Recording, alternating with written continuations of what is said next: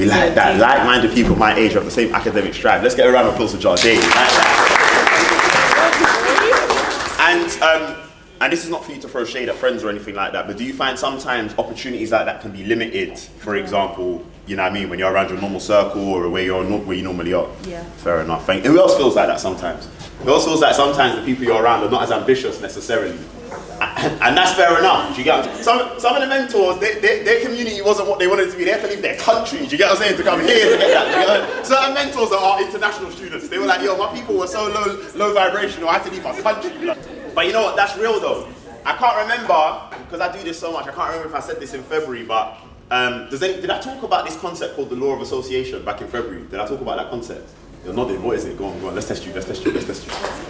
Effectively, the law of association states, and you guys can write this down if you want, it's not part of the session, but if you want to just remember it, you can. But the law of association states you are an average of the 5 people you spend the most time with, which we've all heard many times before. But when you put it into context, that means every single person within that 5, that's a significant percentage, 20%, do you get what I'm saying? So all it takes is for one person to not necessarily be as ambitious, as motivated, as determined, as committed, and you start to realize that will have a significant impact. I remember when I was young, so I was one of those people, I can only say I was quite weird in the sense that I didn't really have like a set circle of friends when I was in school.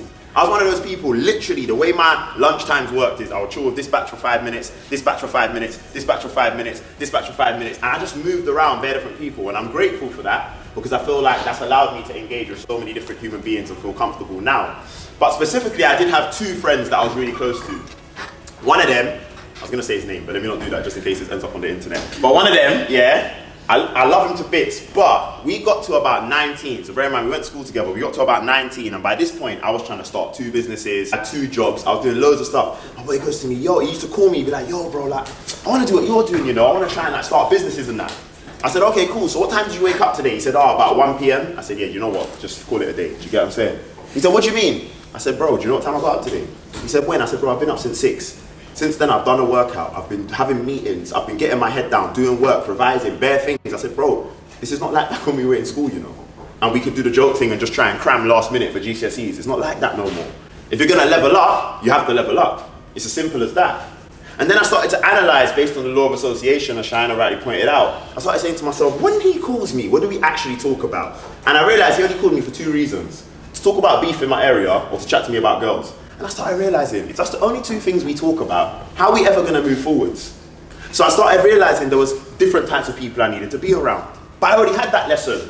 Because when I was in school, that conversation made sense to me. I went to school for 2 reasons. Brush shorts with a man, then talk to girls. That was my main 2 things. I'm not gonna lie, that's what I went to school for. But I was a smart individual.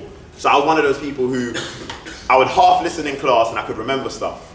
Revise for 3 months before GCSEs, come out with good grades. And my normal routine was, I would leave school at 2:55 when the bell went. I'd go home, I'd grab my football stuff, I'd go to the area where I kick ball with my guys, I'd play football till about 8 p.m, get home, shower, eat, wake up the next day, do the same thing. And I was wondering, why is it unpredicted A's and B's, but I'm getting D's and E's? And then I clocked one day I was leaving school, and then I see some people that were in one of my classes, they were going back into school. I said, where are you going? Are you sick? School's finished. Like, what's wrong with you?